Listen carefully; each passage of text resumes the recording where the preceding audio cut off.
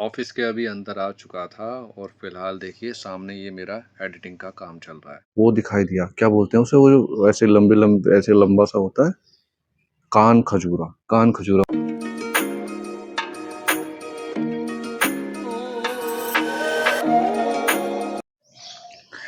हर हर महादेव, जय शिव शंभू। मैं हूँ आपके साथ पंकज और स्वागत करता हूँ आपका अपने शहर क्रांति धरा मेरठ से। अभी भाई सुबह के अपने इस ब्लॉग की शुरुआत मैं कर रहा हूँ 7 बजे से।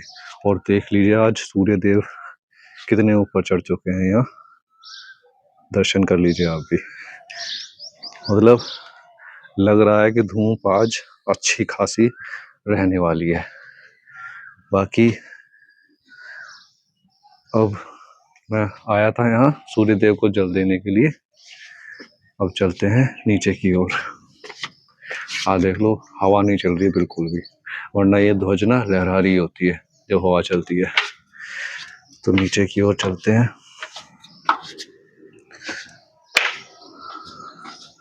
अभी मैं नाश्ते के लिए मम्मी को मना करता हूँ कि मुझे पराठे वगैरह या रोटी वगैरह मत बनाना। पपीता ला रखा है मैंने, वो काट के दे देना, वो खा लूंगा मैं। तो चलो नीचे चलते हैं। और रात भाई एक चीज़ ये हुई, मैं तकरीबन 1 बज रहा होगा तो मैं निकला रसोई में पानी देने के लिए। तो मैंने भाई अचानक महसूस किया कि मेरे पैर के ऊपर से कुछ गुजरा है। और देखा मैंने तुरंत, तो मुझे वो दिखाई दिया, क्या बोलते हैं उसे, वो जो ऐसे लंबे लंबे ऐसे लंबा सा होता है, कान खजूरा, कान खजूरा मुझे दिखाई दिया। और मैं जैसे ही बाहर चप्पल लेने के लिए दौड़ा, इतने में वो गायब हो गया। मैंने फिर मम्मी को भी बताया। अब पूछता हूँ, क्योंकि मम्मी भी सुबह उठती हैं तो उन्होंने देखा है या नहीं, पूछता हूँ। बाकी से लोटे को पहले रसोई में रख देते हैं।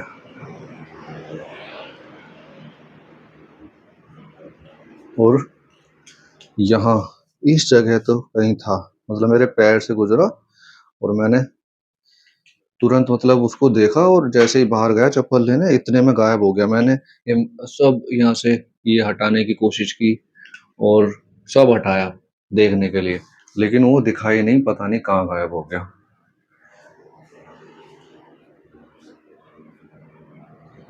मम्मी भी यहाँ बैठी हैं।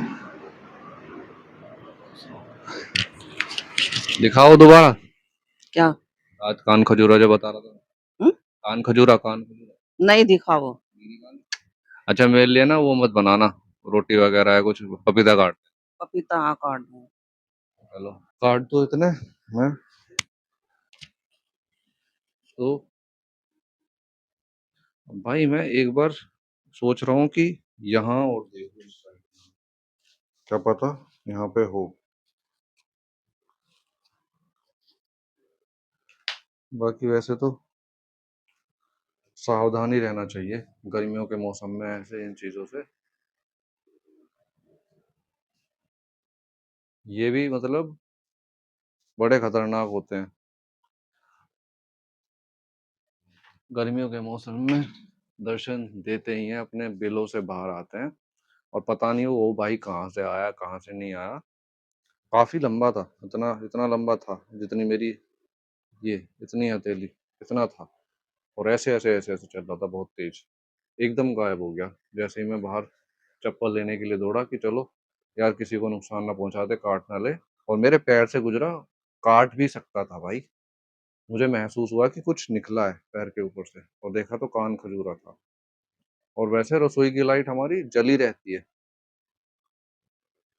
इसीलिए जली रहती है कि कोई पानी वगैरह लेने के लिए उठे रात में तो अंधेरे में ठोकर ना खाए, या इस तरीके से थोड़ा रोशनी रहती है बाहर की साइड भी।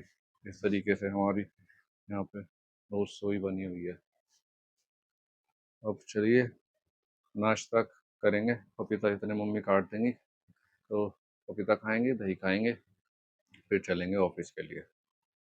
बाकी पूजा भी मैंने कर दी है, और बस और तो अब मेरा कुछ काम बचा नहीं है। शर्ट भी मेरी तैयार है, पैंट भी तैयार है, कुछ काम बाकी है नहीं वैसे मेरा, अब बस नाश्ता करना है, फिर निकल जाएंगे। अभी नाश्ता भी मेरा आ चुका है और पपीता मैंने कटवाया और साथ में दही ले रहा हूँ। बाकी हैबिट तो मेरी वैसे यही है रोज़ाना कि सुबह के टाइम में सादा खाना खाया जाए, रोटी हो, पराठा हो और सब्जी या दही हो, दोनों में से एक चीज़ होनी चाहिए। बट गर्मी यार बहुत ज़्यादा हो रही है और रोटी खाने का ना मन ही नहीं हो रहा। वैसे तो रोज़ाना मैं कोशिश यही करता हूँ कि रोटी वगैरह ही खाऊं, लेकिन आज पता नहीं मन ही नहीं हो रहा। तो मैंने पपीता ला रखा था, तो मैंने बोला मम्मी पपीता काट दो, तो पपीता कट के यहाँ आ चुका है। अब चलिए खा लेते हैं फटाफट से। अभी नाश्ता भी हो चुका है और भाई आज ये शर्ट मैं पहन के जाने वाला हूँ। इस शर्ट की भी एक कहानी है, वो भी चलिए आपके साथ मैं शेयर कर देता हूँ। तो ये शर्ट जो हमारे छोटे साले साहब हैं वो लेकर आए थे और हमारी मैडम जी जो हैं उन्होंने क्या काम किया, इस शर्ट को वहीं पर छोड़कर आ गई, ये कह के कि वो इस तरीके की शर्ट नहीं पहनते हैं, जो कि बात ठीक है। लेकिन जब उन्होंने मुझे बताया कि ऐसे-ऐसे शर्ट लेकर आए थे, तो मैंने फिर उनको बोला कि आप ऐसे मत किया करो, जो भी कोई ऐसे लाता है तो बड़े प्यार से लाता है, उसको मना नहीं करनी चाहिए, बेशक हम पहनते हों या ना पहनते हों। और आप 1 बार 2 बार तो पहन सकते हो, जैसे आज मैं इसको पहनूँगा, रेगुलर में मुझे प्लेन शर्ट बहुत ज़्यादा पसंद है, तो इसी उससे वो नहीं लेकर आई। तो मैंने उनको फिर समझाया कि नेगेटिव मैसेज जाता है, एक अच्छा मैसेज नहीं जाता।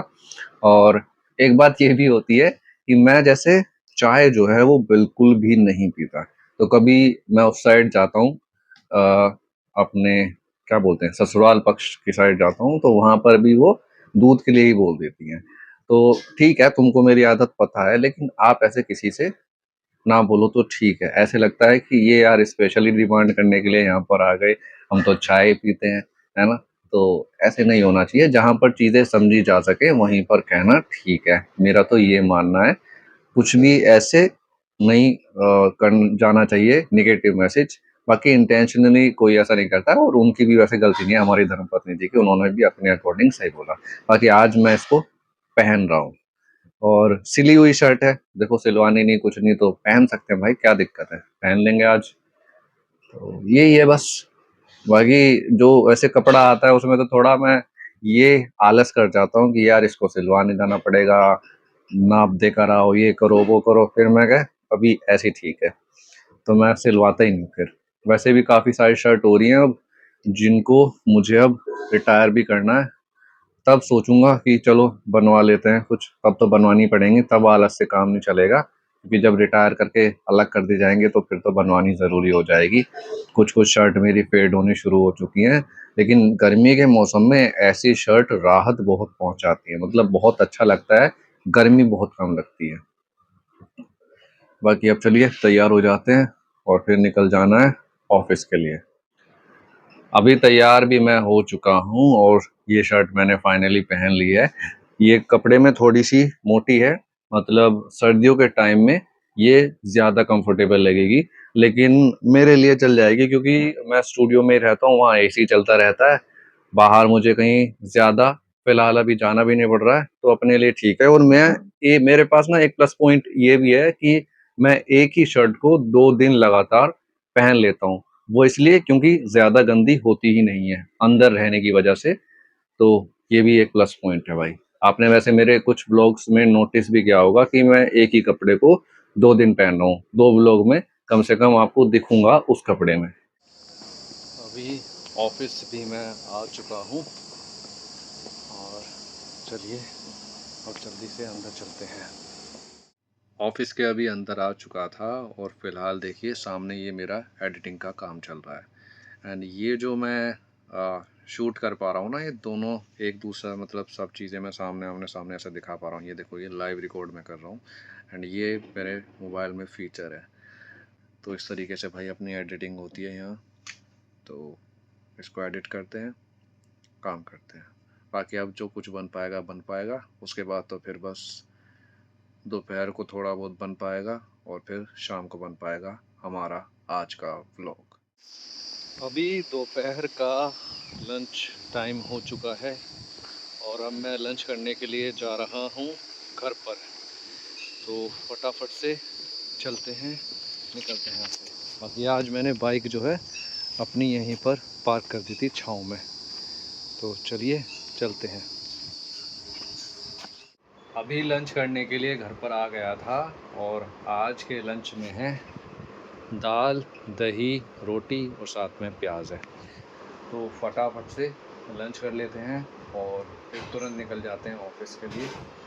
काम है वहाँ पे, काम करेंगे। अब लंच करने के बाद वापस आ गया था मैं ऑफिस, बाइक पार्क कर दी है। अब चलिए सीधा चलते हैं। बाकी धूप भी बहुत ज़्यादा हो रही है भाई, बहुत ज़्यादा हो रही है।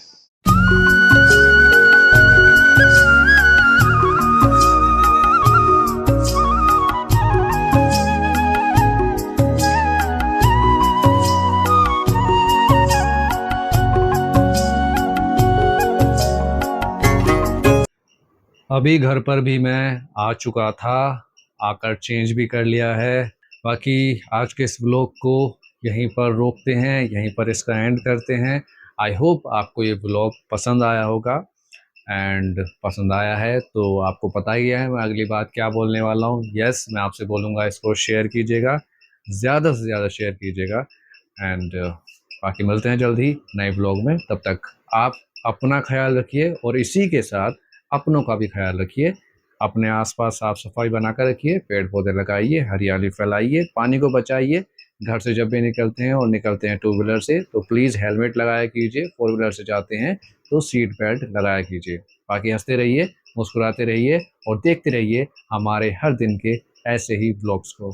फिलहाल bye bye and take care.